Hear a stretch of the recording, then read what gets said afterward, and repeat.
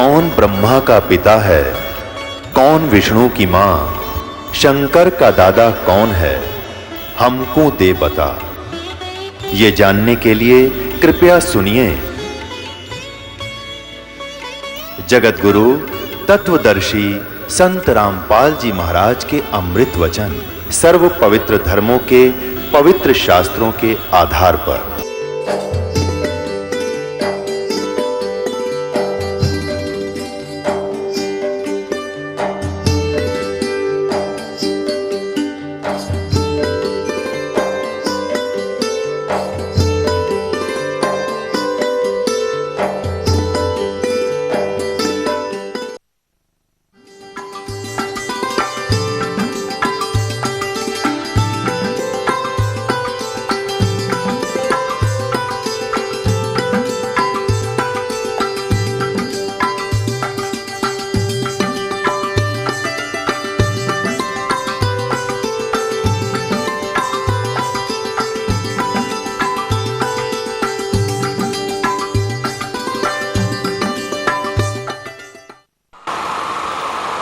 ये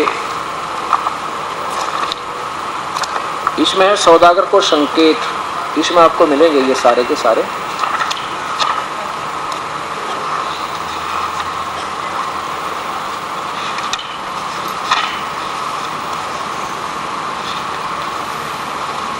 ये वही संस्कृत देखिएगा पहले परिभाषा प्रभु की।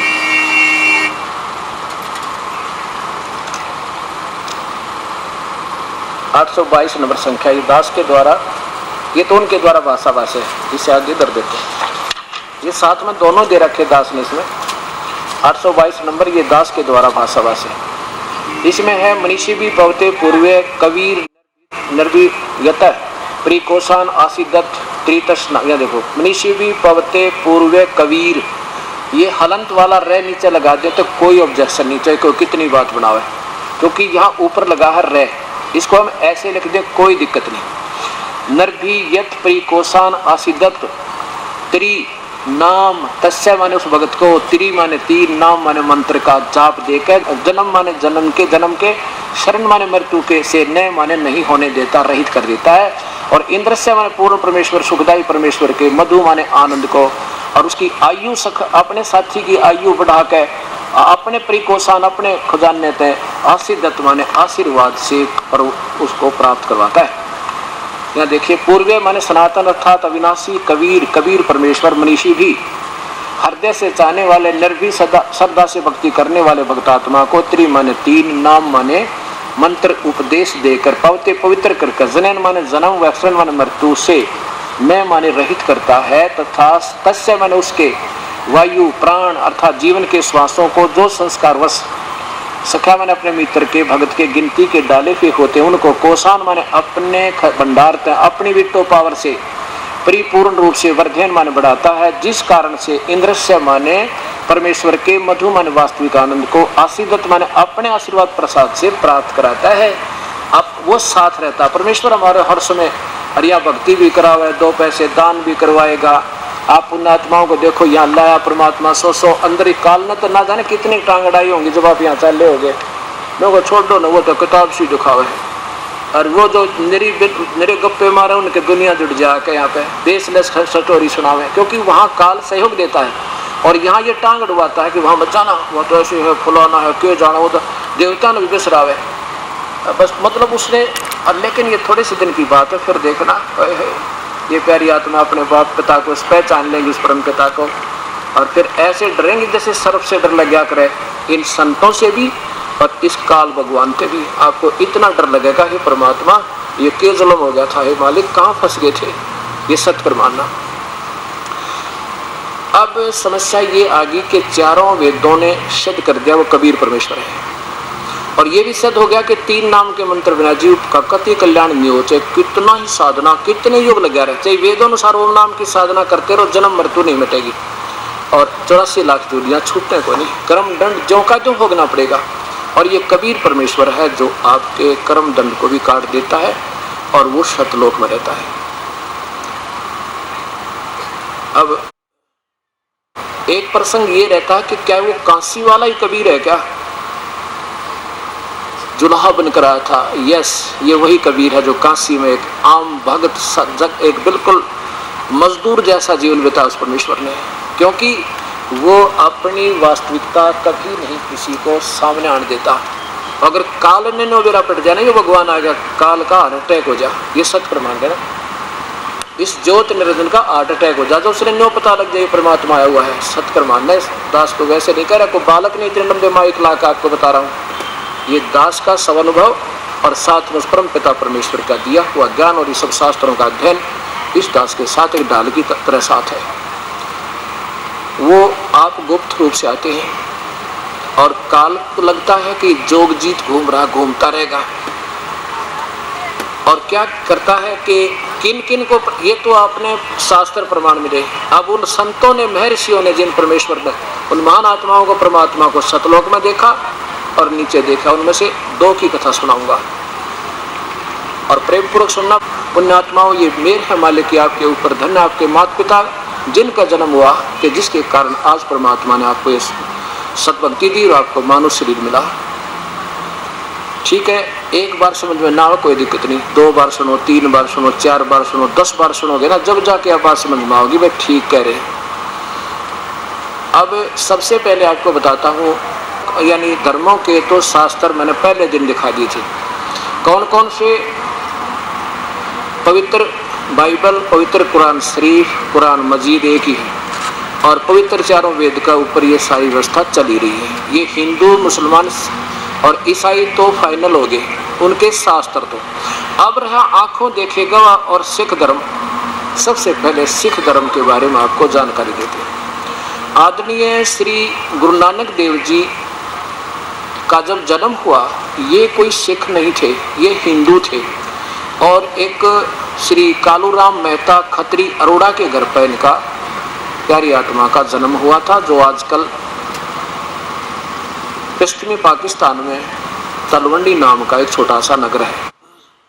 और यही गुरु नानक देव जी पहले, इससे पहले जन्म में वो थे, राजा जनक थे, सीता जी के पिताजी, और उससे पहले जन्म में सतयुग में ये राजा अम्बरीश थे। इतनी पुण्यात्मा राजा अम्बरीश, जिसके सामने दुर्वासा जैसी तोब ने भी नाक रगड़ा था, और फिर वो भी अपने पुण्य खाकर और फिर राजा जनक बने। राजा जनक ऐसी पुण्यात्मा थी कि महर्षि सुखदेव ने भी इनके सामने नाक रगड़ा था, उपदेश लिया था, और फिर ये जब वेदोनुसार साधना करते हुए ये महान आत्मा राजा जनक जब चले विमान में बैठ कर स्वर्ग तक इनकी पहुंचना। एक काल का जाल दिखाता हूँ आपको। रास्ते में एक इसका विमान ऐसे स्थान से निकाल दिया जहाँ रास्ते में एक नरक आता है, और उस नरक में 12 करोड़ आत्माएं अपना कर्म दंड भोग रही थी। हाहाकार मचा हुआ था। दयालु आत्मा राजा जनक ने कहा मेरा विमान रोक दो। विमान रोक दिया। क्या हो रहा है इसकी, ये क्यों ऐसा शोर मचा हुआ, मेरा तो हृदय हिल गया, ऐसा क्या पाप, कैसा ही दुख है इनको।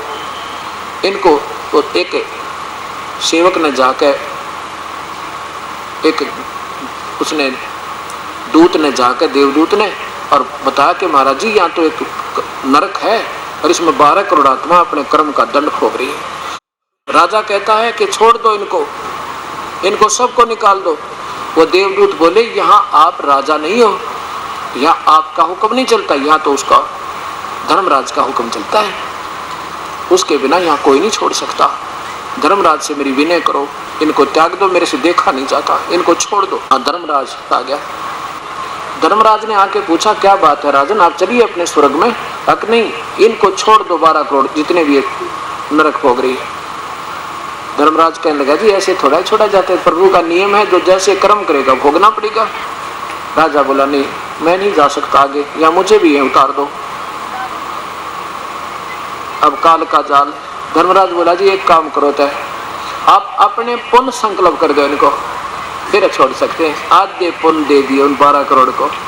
हक मैं संकल्प करता हूँ, आधे पुण्य वहां जड़वा दिए उसके, और चल भाई विमान में बैठा कर आगे ले गया। वो स्वर्ग में भेज गए, चले गए दोनों के दोनों, राजा जनक भी और वो 12 करोड़। जब तक राजा जनक के पुण्य संकल्प किए उनके साथ 12 करोड़ के, तब तक तरेंगे स्वर्ग में। उसके बाद फिर उन पुराने पापों के जो जिनके कारण नरक जाना था वह फिर भोगने होंगे, ये कट नहीं सकते, भोगे रहेगा इनको। और उधर से वो खाली करवा दिया आत्मा, इस काल ने अंदर बटन दाब दिया, रिमोट ने अंदर इतनी प्रबल प्रेरणा कर दी, दयालुता वृद्धि, अच्छा भाई हो गया कंगाल। और फिर वही प्यारी आत्मा श्री गुरु नानक देव जी के रूप में इस पृथ्वी पर अवतरण हुआ। पिछले संस्कार तगड़े थे इनको। ब्रजलाल पांडे एक पढ़ा करता गीता जी को, और गीता जी को बड़े चाव से पढ़ते थे। बहुत सी इनके पिछले संस्कार वश कई चमत्कार भी हुए थे। ये अपनी बहन नानकी के यहाँ जो ब्याह रखी थी नानकी, वहाँ सुल्तानपुर एक शहर है, सुल्तानपुर का एक नवाब के यहाँ पर नौकरी करने लग गए जाकर मोदी खाने में। और सुल्तानपुर नगर के साथ से एक बेई नदी दरिया बहती है, बेई, और वहाँ प्रतिदिन ये स्नान करने जाया करते थे। वो जब तक इनके 2 पुत्र भी हो चुके थे, यानी शादी हो गई थी, 2 संतान भी थी महात्मा जी के। तो वहाँ जब ये प्रतिदिन स्नान करने सुबह सुबह जाते थे, गर्मियों के दिन थे, काफी देर तक उस प्राकृतिक दृश्य को देखकर चिंतन करते रहते थे। और फिर क्यों पिछली कसक परमात्मा की आत्मा से हटती नहीं। एक दिन ये परमेश्वर दयालु कबीर साहब अपने सशरीर आए थे, एक बालक का रूप बनाया था उस मालिक ने, और सन 1398 से और 1518 तक रहे। और स्वामी गुरु नानक देव जी का जन्म 1469 सन के बाद सन 1518 तक समकालीन रही। तो वहाँ कबीर साहब एक जुलाहे का काम करते थे, एक जिंदा महात्मा का रूप बना के। जिंदा महात्मा क्या होते हैं? एक काले से टोपे का ऊपर चोटे वाला टोप होता है, काला ही ऐसे ऐसे करके, और एक और कोट काला ही घुटनों से नीचे तक, और एक बड़ा सा कच्चा घुटना तो ऊपर तक, घुटनों से ऊपर तक होता है। ऐसा उनकी वेशभूषा होती है। उसको जिंदा महात्मा मुसलमानों में कहते हैं। उस रूप बनाकर परमेश्वर ऐसा रूप बनाकर वहां प्रकट हो गए। और वो प्यारी आत्मा बैठे अपना मस्त थे, नहाने की तैयारी कर रहे थे। जाकर के सलाम नमस्कार किया, राम राम बोला जिंदा रूप में। गुरु नानक देव जी ने देखा, आओ भगत जी कैसे आना हुआ महापुरुष। तो कहने लगे परमात्मा के, हे नानक जी, मैं एक भ्रमित आत्मा हूँ, मैं बहुत जगह घूम लिया हूँ और मुझे कोई आत्म कल्याण का मार्ग नहीं मिल रहा। आपकी मैंने चर्चा बहुत सुनी, जगह जगह पर बहुत अच्छे आत्मा हो, बड़े महापुरुष हो, मैं आपकी शरण ली है, मैं कोई ज्ञान चाहता हूँ आपसे, मुझे आत्म कल्याण बताओ। अब बताया कि भगवान श्री कृष्ण सर्वशक्तिमान है, इसकी पूजा करनी चाहिए। गीता तो उस समय लिखी गई थी जिंदा, जब ना कोई हिंदू था ना मुसलमान, ये तो एकमात्र शास्त्र है और इसके बराबर कोई परमात्मा नहीं और कोई शास्त्र नहीं। तो कबीर साहब कहने लगे, आप किसकी पूजा करते हो? भगवान श्री कृष्ण, और यही निराकार, यही, क्योंकि सबकी थ्योरी ऐसी है, भगवान श्री कृष्ण माने और फिर देखो वो निराकार है, उसको देखो अर्जुन को स्वरूप दिखाया था, वो तेजों में, बस वो तेज है उसका, तू ही एक निरंकार। तो पहले तो ये एक निरंकार ही मानते थे जब तक परमात्मा का सही साक्षात्कार नहीं हुआ था। तो कबीर साहब कहने लगे, 18वें अध्याय के 62वें श्लोक में ये श्री कृष्ण कह रहे हैं कि वो परमात्मा कोई और है। मान लीजिए आप श्री कृष्ण ही मान रहे हो, ऐसे सोच कर चलो, तो वो परमात्मा कौन है? और ये भगवान तो कहता है तेरे और मेरे चौथे अध्याय के 34वें श्लोक में कि बहुत जन्म हो गए, यानी ये 5-4 बात बताई। तो क्योंकि वो रोज पढ़ा करते, याद तो थी उनके, लेकिन ये पुराना रंग फिर भी अड़ा रहता है। फिर बताने लगा कि कबीर साहब बोले, तो कहता मैं काल हूँ। 11वें अध्याय के 32वें श्लोक में, जिसको कहो तुम नंद का लाल, ये कहे मैं सबका काल, और इसकी पूजा करो, इसकी से शांति हो। तो कहता हूँ परमात्मा और उसकी कृपा से परम शांति होगी। अब गुरु नानक देव सोची, भाई अच्छा बेवकूफ टकराया सुबह सुबह, मैं सोचू था कोई भगत है बढ़िया बात करेगा, ये सारी उठपटांग कर रहा है और सारी सच्ची का परमात्मा। और ये तो खुद कहता है मेरी तो जन्म मृत्यु होती, आप इसको अविनाशी बता रहे थे। कहने का भाव ये है कि नहीं माने गुरु नानक देव जी, और कहा कि जिंदा तू मुसलमान है, इसलिए तू अनाड़ीपना पकड़ा हुआ, तू मानेगा नहीं। यानी कई कटु वचन भी कह दिए। परमात्मा नमस्कार करके चले गए कि महाराज जी नाराज ना हो, मैं तो आपका दास हूँ, आया था समाधान के लिए और आप मेरे से नाराज हो गए, मैं तो आपका बच्चा हूँ, मैं तो निकल गए। फिर ऐसे कहकर उठ कर चले गए।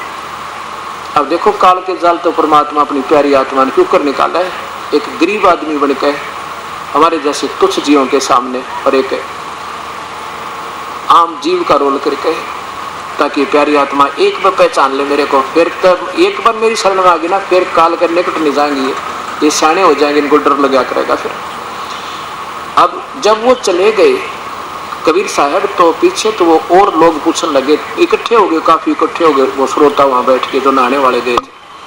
फिर पूछा ये कौन था? कहते ये काशी में बताया था, मैं जुलाया हूँ, कोई कमीन जात का था। भगवान को नुका ये तो नासवान है, फलान है। लेकिन रात को नींद आई नहीं उस पर प्यारी आत्मा को, सारी सात चीजों की तो गीता फिर पढ़ी जाके उस दृष्टिकोण से। फिर रोज प्रार्थना करे, हे प्यारी आत्मा एक बार फिर आ जा तू, हे प्यारी आत्मा एक बार फिर आ जा तो, इब का आ जा, बस कति सारी बात सुनूंगा तेरी। काफी दिन तड़पते रहे, काफी दिन तड़पते रहे, और वो भक्ति करने को दिल नहीं करे। सामने इतिहास काल का दरिया, परमात्मा फिर आ गई। उस दिन केवल गुरु नानक देव जी को नजर आते हैं और दूसरे को नहीं। और वो बोल रहे, बतला रहे, 1 घंटा बात करी उसी नदी के किनारे, उसी समय सुबह सुबह नहाने गए थे। और लोग स्नान करने वाले सोच रहे हैं आज ये गुरु नानक देव जी आप बोले। दूसरे बोले भाई भगत आदमी है, कई वैसे बोला करे हो, आप बतलाया करे, आप पे बातें करता रहता है। अच्छा भाई। तब परमात्मा ने कहा, नानक जी तुम मेरी आत्मा है, तेरी जैसी प्यारी आत्मा राजा अमरीश तुम थे सतयुग में, अरे तक तुम्हारी गति नहीं हुई, तुमको परम गति हो जाएगी। तेरे जैसी प्यारी आत्मा की परम गति नहीं हुई तो आम जीव की कौन चलावे? तो राजा जनक आप थे, वो सारी अपनी दिव्य दृष्टि देकर परमात्मा ने सारा इतिहास दिखाया। फिर कहने लगा जी, क्योंकि काल जल्दी से जगह छोड़ता नहीं, कहने लगा जी आँखें देखो जब मानुष परम पिता के दरबार को, तेरे बिना कोई साक्षी दूसरा नहीं, तेरी एक कब बात मान लूं। अरे यह बात भी ठीक लगी। परमात्मा बोले ठीक है तू स्नान कर लेते। और नहाने लगा ना, गोता मारा, कहते हैं वहां अदृश्य कर दिया परमात्मा ने, उसको अदृश्य कर दिया पानी में और अपस्ट्रीम में ले गए। अपस्ट्रीम में जहां से जिधर से पानी आ रहा था, और लोगों ने सोचा, नहाने वालों ने, स्नान करने वालों ने डूब गए, तो डुबकी मारी थी, आए नहीं बाहर। और नौकर जो कपड़े लिए खड़ा था उसने शोर मचाया, हाय नानक जी बाहर नहीं आए, हाय नानक जी बाहर नहीं आए, डूब गए। और दुनिया ढूंढा डाउन स्ट्रीम में जिधर पानी बह रहा था, और ले गए उसको अप स्ट्रीम में। वहां जाकर नानक जी बनाकर बाहर पटड़ी पर बैठा लिए और आधा किला यानी अंदर जंगल में ले गए पटड़ी से दूर, और कहने लगे अब दिखाऊंगा तेरे को सतलोक जो मेरा जहां मैं रहता हूं सतपुरुष रूप में। परमात्मा ने उसकी आत्मा को निकाला, ऊपर चले दोनों परमेश्वर के साथ वो दोनों जने जा रहे हैं, वो गुरु नानक देव जी की आत्मा और कबीर परमेश्वर। आगे काल के सिर पे पैर रखे, जहां ये बैठा तपस्या पे, जो कह व्यक्त करें जिसने, ऊपर पहुंचे।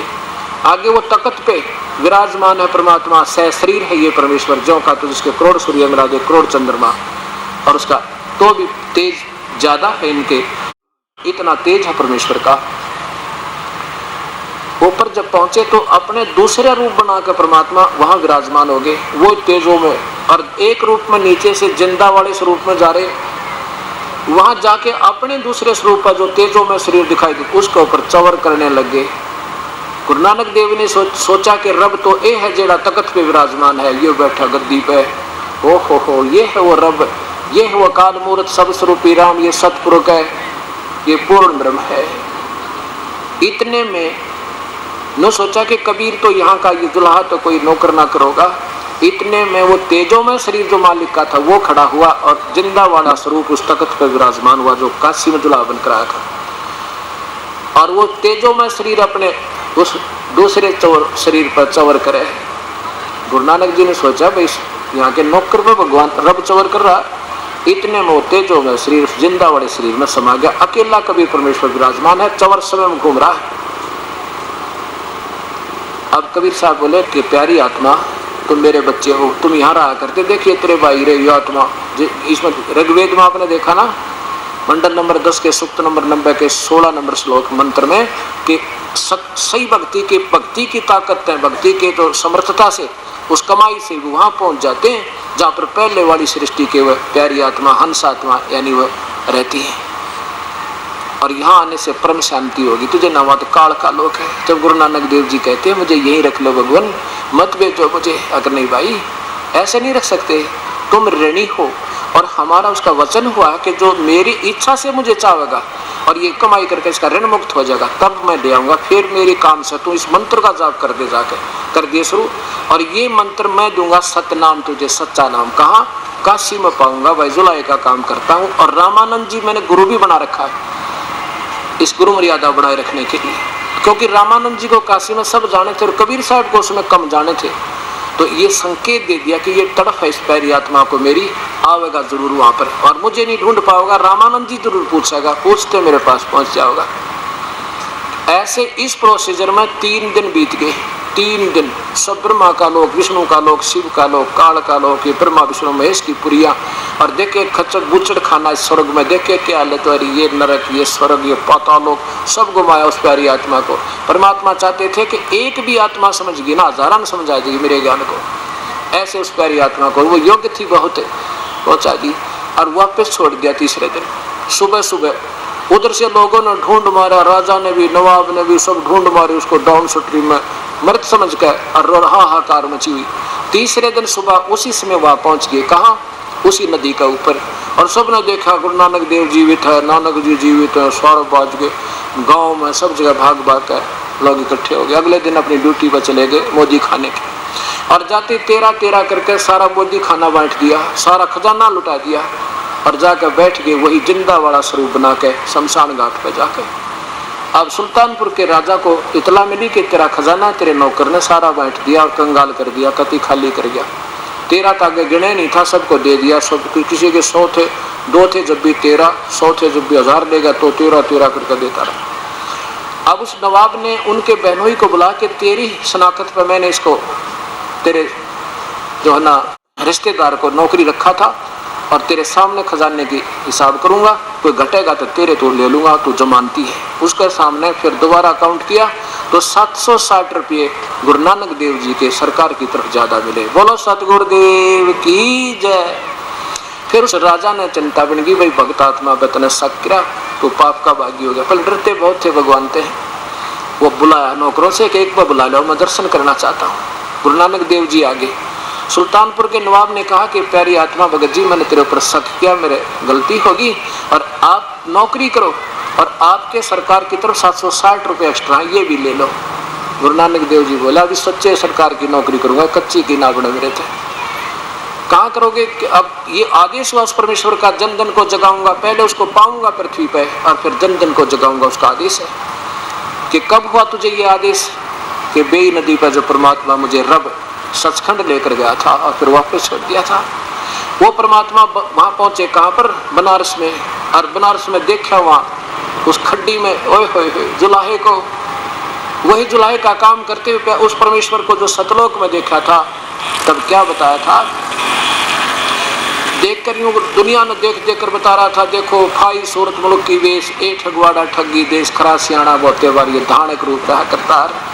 दुनिया ने नो जैसे जिसने सर्प ने मणि पा जा, और निर्धन ने धन मिल जा, और प्यासे ने पानी पा जा।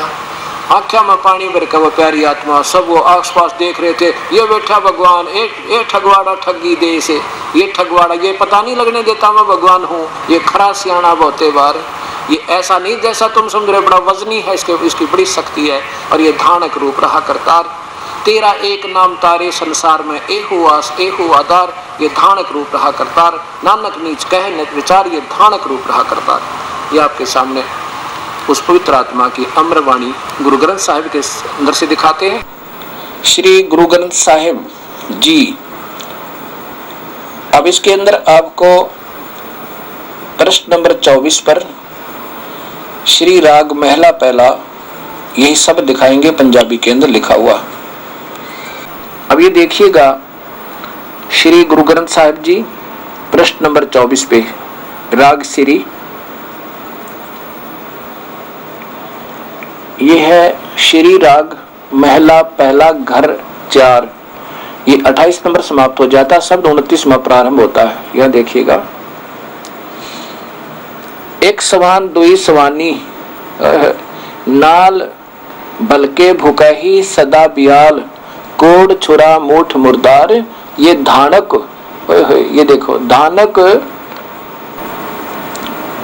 धानक रूप रहा करतार, मैं पथ की पिंड न करने की कार, ओ बिगड़ रूप रहा विकराल, तेरा एक नाम तारे संसारे। ओए होए होए, तेरा एक नाम तारे संसार, मैं एहा आस एहो आधार। रुहाऊ, मुख निंदा आखा दिन रात, पर घर जो ही नीच मनात, काम क्रोध तन वसे चंडाल, ये धानक रूप रहा करतार। फाही सूरत, ओह सूरत, फाही सूरत, देखो मुल्क की वेश, ओ ठगवाड़ा ठगी देश, खरा सियाना बहुता भार, धानक रूप रहा करतार। ये धानक रूप रहा करतार। मैं कीता ने जाता हराम खोर, ओ किया दुष्ट मोह देसा दुष्ट चोर, नानक नीच कह विचार, ये धानक रूप रहा करतार। धानक रूप रहा करतार। बताओ फिर देख लीजिए, मैं कीता न जाता हराम खोर, वो किया मुंह देसा दुष्ट चोर, नानक नीच कह विचार। ये विचार, देखो विचार बोला है, विचार को पंजाबी में बै बोलते हैं, और यही फिर कबीर, बै को कबीर लिखा जाता है, बै बोला जाता है। नानक नीच कह विचार, ये धानक रूप रहा करतार, धानक रूप रहा करतार। अब आपको एक प्रमाण और दिखाते हैं, जहां सीधा कबीर नाम लिखा है, प्रश्न नंबर 721 पे। अब आप देखिएगा, वही श्री गुरु ग्रंथ साहिब जी, पंजाबी लिपि, प्रश्न नंबर 721। ये प्रश्न नंबर 721 है, और नीचे देखिएगा इसके अंदर जहां से शब्द प्रारंभ होता है, एक अर्ज, ये देखिएगा, एक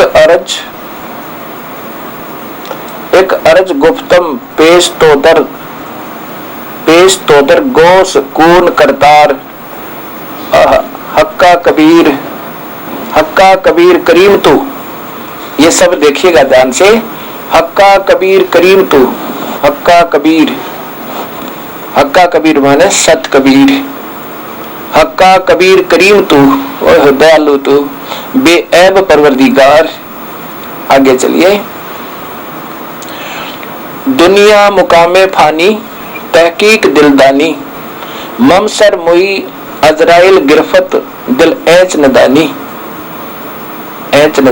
आगे देखिए, रहाऊ, जन पिसर पिदर बिरादरा कस नेस, दस्तम गीर आखिर व्यफ्तम कस नदारद चू, वसद तरकीब तकबीर सब रोज गस्तम दर हवा कर देम बदी ख्याल, गाहे न नेकी कार करदम। आगे देखिए,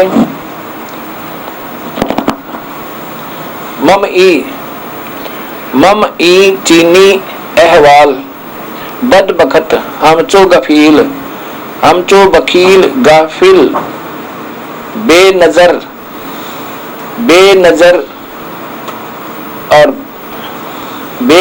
बेबाक, नानक, ये ध्यान से सुन देखिएगा, नानक बगयोत जन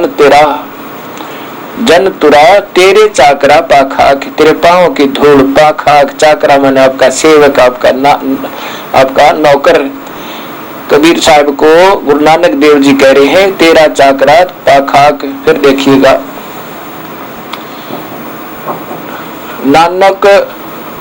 नानक बगयोत जन तेरा, तेरे चाकरा पाखाक, तेरे चरणों की धूल नानक। फिर देखिए ऊपर से प्रश्न नंबर 721, ये प्रश्न नंबर 721, और फिर नीचे देखिएगा, ये हक्का कबीर सत कबीर, हक्का कबीर सत कबीर, ये बिल्कुल सामने शब्द आ रहा, हक्का कबीर बिल्कुल सब लिखा हुआ है। ये सत कबीर आपके चरणों की धूल, आपका दास नानक, और मेरे से जो आप ही, आपके चरणों में एक अर्ज है मेरी, और उसमें आंखों देखी अपनी उस प्यारी आत्मा के द्वारा सत वर्णन गुरु ग्रंथ साहिब की पुण्य आत्माओं ने अपनी आंखों से ये पवित्र गुरु ग्रंथ साहिब का हाल देखा, सब विवरण देखा। अब आपके समक्ष जिसने लगातार 4 दिन सत्संग सुना है, ये प्रत्यक्ष प्रमाण हो गया होगा, हो चुका है कि वो कबीर परमेश्वर है, जो पूर्ण परमात्मा काशी में आए थे वही कबीर है। उसी को हम कबीर कहने लगे, कबीर। बाकी उसके नाम हैं जैसे परमेश्वर, पूर्ण ब्रह्म, परम अक्षर पुरुष, नी अक्षर, अकाल मूर्त, सर्वस्वरूप, ये तो उसके उपमात्मक नाम है। जैसे प्रधानमंत्री, प्राइम मिनिस्टर, किसी भाषा में और मुख्य, जैसे और भाषा में जैसे पर्यायवाची शब्द हों, लेकिन वास्तविक नाम उनका कोई और होता है।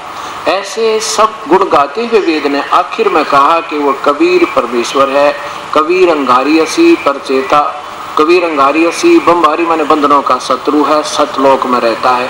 चारों वेदों ने, पवित्र बाइबल ने, पवित्र कुरान शरीफ ने, सबने मिलाकर ये सिद्ध कर दिया और कि वो परमात्मा कबीर है। और आंखों देखा हाल उस परम संत पूर्ण प्यारी आत्मा गुरु नानक देव जी ने चश्मदीन गवा का काम कर दिया कि परमात्मा कबीर है, जो धानक वर्ग का काशी में था, वो अकाल मूर्त सर्वस्वरूपी राम, और वो पूर्ण ब्रह्म है। बोलो सतगुरुदेव की।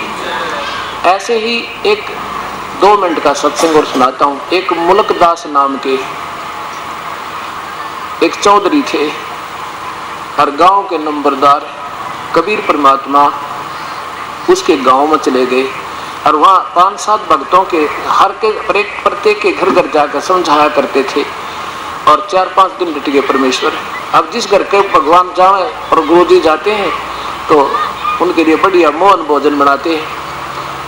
उस चौधरी साहब का तो जाना हो रोजाना सुबह नमटन खाकर घूमन फिरन के लिए गांव से बाहर की तरफ, और उस किसी भगत के घर में छौंक लागे देसी हलवे का, घी का। चरडाटा उठर में चौधरी साहब को एक दिन देखा, 2 दिन देखा, तीसरे दिन पूछा, भाई तुम गरीब से आदमी और रोज ये किस चीज के हलवे बना रहे हो, तुम क्या कारण है? जब पता जी हमारे गुरु जी आए हुए हैं, हम सत्संग कराते हैं चौधरी साहब। तो चौधरी साहब गया अंदर, भाई किस चौथारा गुरु जी देखा, तो मैंने दिखाओ कहाँ है? देखा परमात्मा बैठे आगे आसन पे। कहने लगा, रखा गए तू कितने दिन का यहाँ बढ़ रहा है, तेने पता है ये गरीब आदमी कहाँ से तेरे लिए भोजन बना, कैसे ये रोज तू छौक ये देसी घी के हलवे खीर खावे, तू करके क्यों ना खाता, अपना काम क्यों नहीं करता? परमात्मा बोले, चौधरी साहब मेरा काम यही ड्यूटी है मेरी, और मेरी तो भगवान बिना करे सदरी है, काम चल रहा है, और जो मेरा काम मैं कर रहा हूँ। कहने लगे, ये भी कोई काम है दुनिया में बका के खावे? तो वो कहने लगा, भी मेरे को ना देता भगवान बिना किए, तुझे कैसे दे रहा है? परमात्मा बोले, तेरा यकीन को ना चौधरी साहब, विश्वास नहीं इस प्रभु पे, इसलिए तू मांगता, मेहनत भी करते और भूखे के भूखे हो, विश्वास करो उस मालिक को, आपको भी दे देगा। उन्होंने सोचा ये बड़ा, पहले डरा भी करते, थोड़ा संतों से हचका भी करते, चाहे कैसे भी थे। उसने सोचा पहला परीक्षा लेता हूँ इसकी, अगर जो संत सही होगा तो कुछ बात चमत्कार बनेगा, और नहीं तो फिर इसने गढ़ूंगा। क्या बोला कि भाई एक बात बताता है, क्या मुझे तेरा भगवान रोटी दे देगा आज अगर मैं काम ना करूंगा? तो अगर जी देगा क्यों ना, सारी सृष्टि का पालन करता, ब्रह्मा विष्णु महेश उनके प्रतार पर ब्रह्म, उसका आगे भिखारी, उसी का हाथ जोड़े खड़े, आपको क्यों ना दे देगा? वो समर्थ शक्ति जिसका हम उपदेश देते हैं। तो कहने लगा, भी अगर ना दिया तो तेरे भगवान आज मेरे की रोटी नहीं खिलाई तो तुझे अपना मजदूर बना कर रखूंगा, सारी उम्र खेता में काम करवाऊंगा, तो अच्छा लाल गए चल वे खा खा हो गया। और जय कबीर साहब बोले, अगर मिल गया तो फिर क्या करेगा कि मैं आपके चरणों में गिर जाऊंगा, सारी उम्र तेरा दास बन करूंगा। अब जा तो बेटा जाओ चौधरी साहब, रोटी आपको खाना क्यों ना मिलेगा? उसने सोचा आज ऐसे स्थान पर जाता हूं कि कोई ना देखे। जिस दिन उनके खेत के उसके विपरीत दिशा में पहुंच गया और गांव की सीम पार कर जंगल में एक वृक्ष के ऊपर चढ़कर बैठ गया। उस वृक्ष के साथ से एक रास्ता जाता था और वहां एक बकरियां भेड़ बकरियों वाले थे, उनका कोई त्योहार आ गया। वो कहने लगे, भाई खीर बना लो आज, 1-2 गाय भी ले रखी थी, अपना त्योहार है, तो एक दिन की ड्यूटी ला दी, खीर बना ले। उसी वृक्ष के नीचे जिसके ऊपर चौधरी मुलुक राम बैठे थे, वो खाना खीर चढ़ा दी सन्यासी बढ़िया को 10-12 थे हुए उनके साथी, और वो बकरी चराने के लिए आगे ले गए काफी दूरी पे, 1-8 किलोमीटर दूर चरा रहे थे। इतने में परमात्मा की रजा क्या हुई, लीला हुई, उधर से डाकू आ गए और उसने देखा दूर तो खीर बनाने वाले ने, अब ये घोड़ा आवे दूर उठती तो ये तो डाकू है भाई। उसका रोजाना का काम था, वो तो बनती हुई खीर छोड़कर भाग गया अपने साथियों के पास चला गया। उधर से वो डाकू घोड़े पर आए, उन्हें देखा भाई ये क्या बन रहा है इसमें, देख तो उतर के एक जना बोला अगर जी कोई, हाँ देखो देखा तो बोला जी इसमें खीर बन रही है। खीर बन रही है, कहाँ जी, भूख भी लग रही है उस्ताद, कहो तो खा ले। तीसरा बोला रहा कहीं ऐसा ना हो कोई इसमें कुछ गिर गया बेवकूफा मर जा सारे, पहले इसकी परीक्षा कर लेते हैं। अब उतर गए सारे, बैठ गए घोड़े पे नीचे उतर कर। एक बोला रहा इतना जल्दी कहाँ भाग गया होगा, ढूंढ लो उनकी ताड़े बैठा होगा डरता, उसी से खिला के देख ले। इधर उधर देखा, एक बोला जी वो बैठा ऊपर है, वो बैठा ऊपर है। जो बोला भाई नीचे आ जा, जो बोला नीचे ना आऊं, उनको और शक हो गए तो भाई बदमाश आदमी है, नीचे नहीं आता था, क्यों नहीं आता भाई नीचे। एक बोला रहा मार इसका गोली, ना क्यों आवे, अगजी मारियो मत नीचे आ जाऊंगा। नीचे आ गया फटाफट, उस मटके के ढक्कन पर डाल के खीर, और ने बोला खा इसने, ने बोला खीर कती नहीं खाऊं, ने बोला खीर नहीं खाऊं। वो अपने शर्त पैदा हुआ, उसने सोची वह बदमाशी कर रखे, इसने जरूर कुछ मिला रखे खानते नाटे। एक ने 2 मारे दड़ाक, ने बोला खा, तो 2-4 अच्छे दर दिए, डरता खावे। ने बोला वो जितनी गाल रखी थी, ने बोला सारी खा, और आध घंटे ने बोला बैठ जा, उड़े बैठा दिया, मरेगा तो मर लेगा। जब वो नहीं मरा ना, उसको एक मारी लात भाग यहाँ से जाए, वो तो भाग गया। अब सीधा वहां पहुंचा उस परमेश्वर के चरणों में, और चरणों में गिर गया, रो रो कर उधर मचा दिया। ने बोला जी कबाल है। कबीर साहब बोले भाई चौधरी साहब खाना मिला, बोला आपका भगवान तो मर मर खीर खुआ है। ने बोला जी मर मर खीर खुआ। वो तो उस दिन के बाद वो प्यारी आत्मा 1 नंबर का संत बने, और सतलोक दिखा परमात्मा ने। क्या कहा, जय पोरे मन साहेब नाम कबीर, जय पोरे मन परमेश्वर नाम कबीर, जय पोरे मन साहेब नाम कबीर। क्या बताते हैं, एक समय गुरु बंसी बजाई कालंदरी के तीरी। एक समय की बात है, परमात्मा से कहने लगे भक्तात्मा के श्री कृष्ण जी ने एक बार बंसी बजाया करते थे जमुना के किनारे, तो पशु और पक्षी और सभी गायें भी वहां पर इकट्ठे हो जाते थे। परमात्मा बोले चलो आज बंसी मैं भी बजाता हूँ। देखो हर एक की शब्द में शक्ति है, एक तो मंत्री की शब्द में शक्ति, एक मुख्यमंत्री की शब्द में शक्ति, एक प्रधानमंत्री के शब्द में शक्ति, और मुरली उस परमात्मा ने बजाई उस कालंदरी के तीर। कहते हैं स्वर्णर मुनिजन भी आकाश से आकर वहां सारे विराजमान हो गए, और जमुना का पानी भी रुक गया उस परमात्मा की उस बंसुरी की आवाज सुनने के लिए, सुरीली आवाज सुनने के लिए। जय पोरे मन परमेश्वर नाम कबीर, जय पोरे मन साहेब नाम कबीर। एक समय गुरु बंसी बजाई कालंदरी के तीर, एक समय गुरु बंसी बजाई कालंदरी के तीर। सोरनर मुनिजन थकत बहे वो रुकी गया दरिया नीर, जय पारे मन परमेश्वर नाम कबीर, जय पारे मन साहेब नाम। भाई काशी तज गुरु मगहर पहुंचे दोनों दीन के पीर, काशी तज गुरु मगहर पहुंचे दोनों दीन के पीर। कोई गाड़े कोई अग्नि जलावे तो ना पाया शरीर, जय परे मन परमेश्वर नाम कबीर, जय परे मन साहेब नाम कबीर। चार दाग से सतगुरु न्यारा वो अजरो अमर शरीर, चार दाग से सतगुरु न्यारे वो अजरो अमर शरीर। दास मलूक सलूक कहते हैं खोजा खसम कबीर जप रे मन परमेश्वर नाम कबीर जप रे मन साहेब नाम।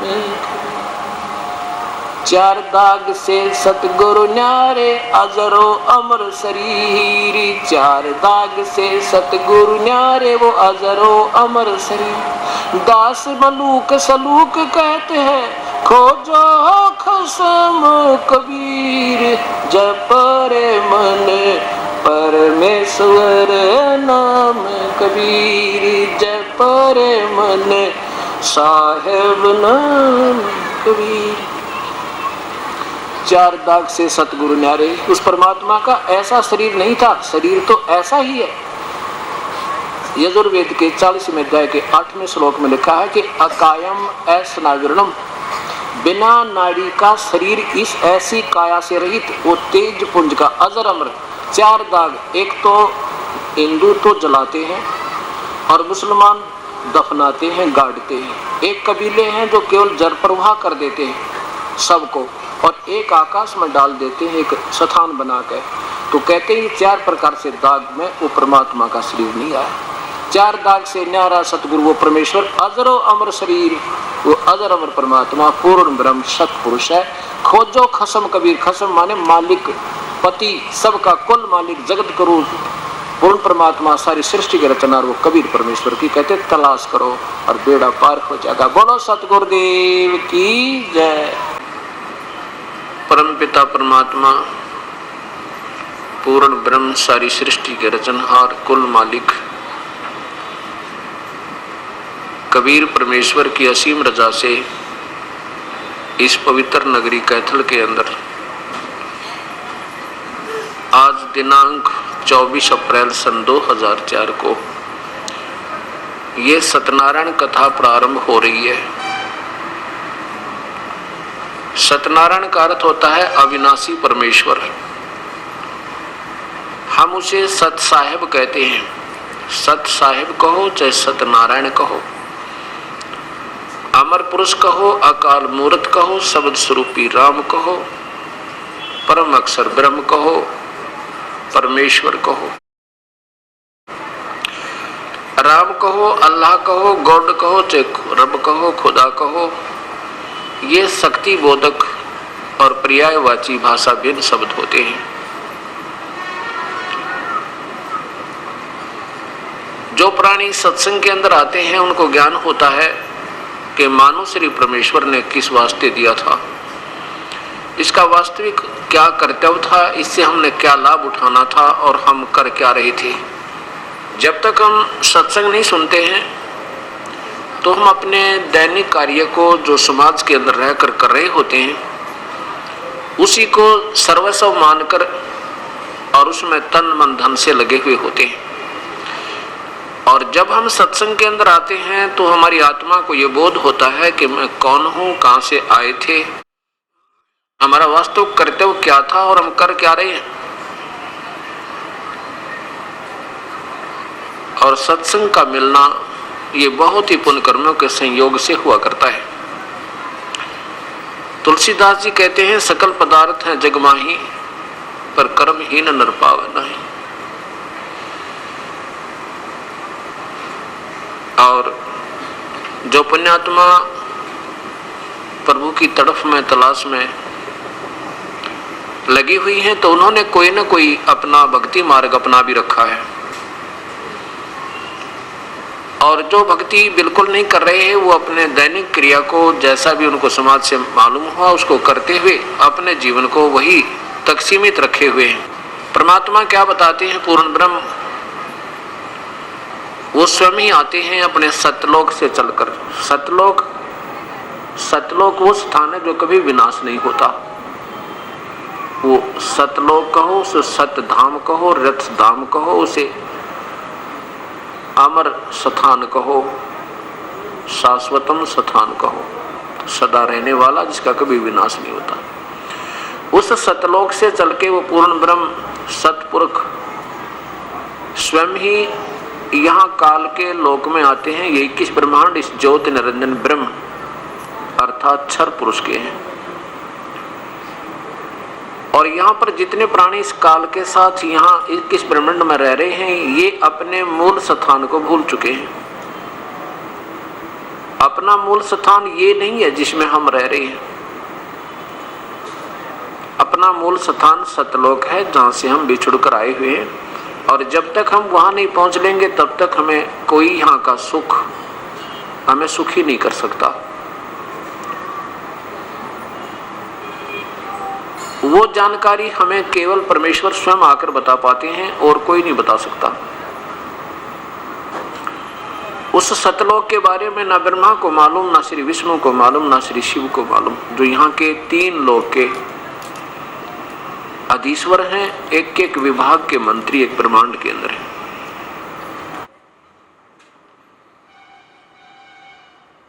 जब वो परमेश्वर स्वयं आते हैं तो वो क्या बताते हैं? राम नाम रटते रहो जब तक घट में प्राण, कभू तो दीन दयाल के भनक पड़ेगी कानी। मानुष जन्म पाय के नहीं रटे हरि नाम, जैसे कुआ जल बिना फिर बनवायो क्या काम। कबीर हरि की भक्ति करो तज विषयों रस चोजी, बार बार ना पाओगे ये मनुष्य जन्म की मौज। राम रटत कोडी भलो चू चू पड़े जो चामे, भाई सुंदर शरीर किस काम का जामुख नाही नामे। राम रटत कन्या भली साकेट बलान पूती, जैसे बकरी के गल में गलथना जिसमें दूध नहीं मूती। लूट सको तो लूटियो राम नाम की लूटी, पीछे फिर पछताओगे प्राण जाएंगे छूटी। राम रटत दारिद्र भला टूटी घर की छान, वो सुंदर महल किस काम के जहाँ भक्ति नहीं भगवान। परमपिता परमेश्वर पूर्ण ब्रह्म हमें ये बताना चाहते हैं कि मानुष शरीर पाके जो नहीं रटे हरि नाम, और जैसे कुआ जल बिना फिर बनवाया क्या काम। जैसे जिस कूप में जल ना हो उसका नाम भले ही कुआ है पर गुण कुएं के नहीं इसमें। इसी प्रकार जो मानुष शरीर प्राप्त प्राणी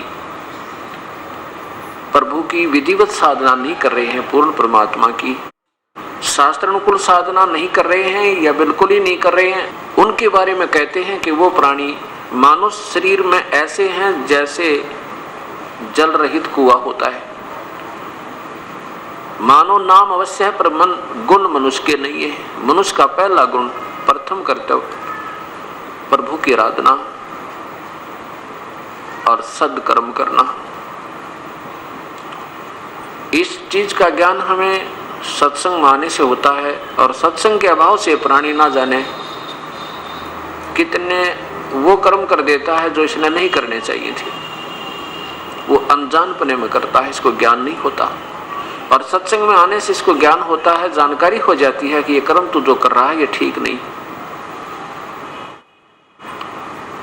तो परमात्मा हमें बता रहे हैं कि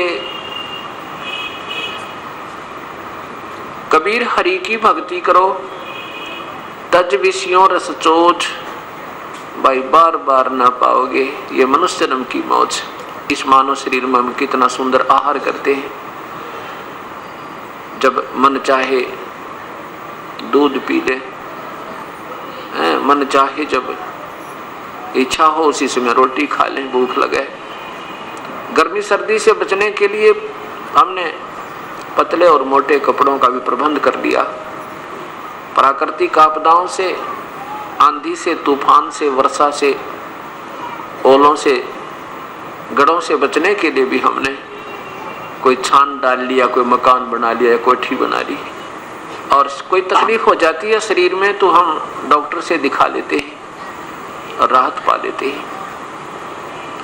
और भी कोई मानसिक परेशानी होती है तो एक दूसरे को बताकर अपना दुख रो लेते हैं, हल्का कर लेते हैं। और इतनी सुविधा पा करके हम प्रभु आराधना नहीं करते, प्रभु की भक्ति नहीं करते, तो परमात्मा हमारे से नाराज हो जाता है।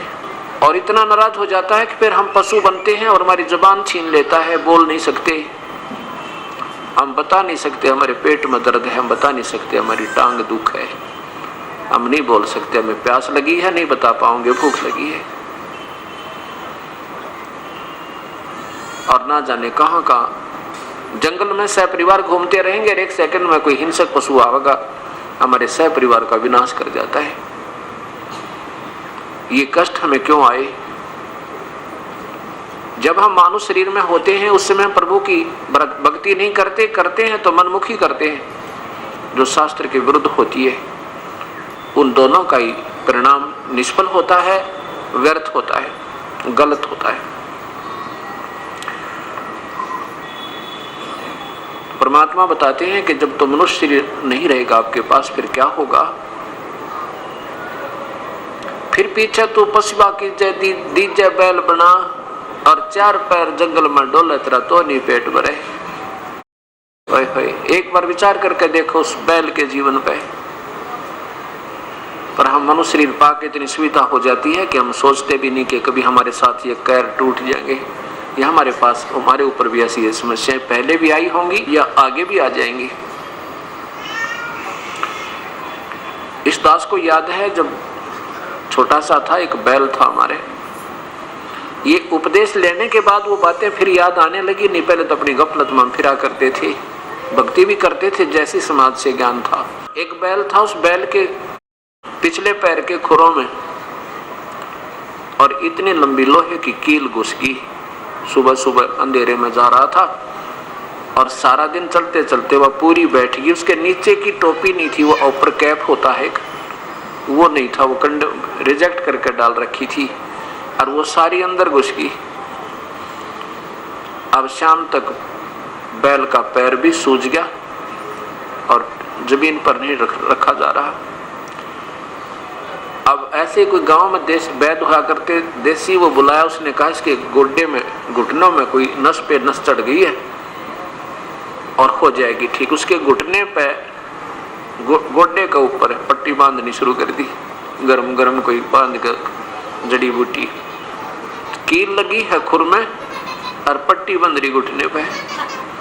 अब वो बोल नहीं सकता, वो बता नहीं सकता, बेचारा उठ नहीं सकता, पड़ा रहा 1 महीने तक। 1 महीने के पीछे उसकी अपने आप वो पक के और अपने आप उसमें रेसा निकला।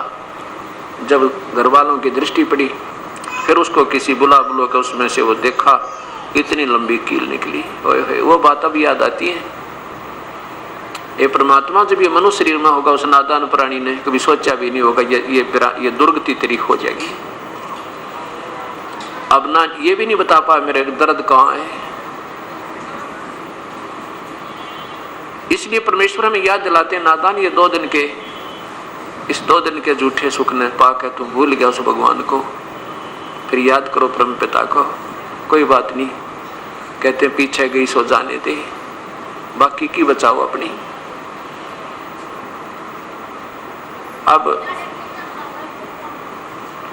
जो पुण्यात्मा सत्संग में आते हैं, ऐसा नहीं कि वो भक्ति नहीं कर रहे, वो तो जरूर भक्ति कहीं न कहीं आड़ उन्होंने ले रखी है, तभी तो उनमें कसक है कि संत के दर्शन करने चलते हैं। संत आए हैं, नाम सुनते गदगद हो जाते हैं, क्योंकि भक्त आत्मा के अंदर एक विशेष कसक होती है परमात्मा की पानी की। और उनको ये भी मालूम होता है कि परमात्मा संत ही रूप में आ जाता है, आता है और फिर वही अपनी महिमा आप बताता है, और ना जाने कब और किस समय उसके दर्शन हो जा। इसलिए ये प्राणी, ये प्यासी आत्मा उस परम पिता के दर्शनार्थ ये तड़पती रहती है।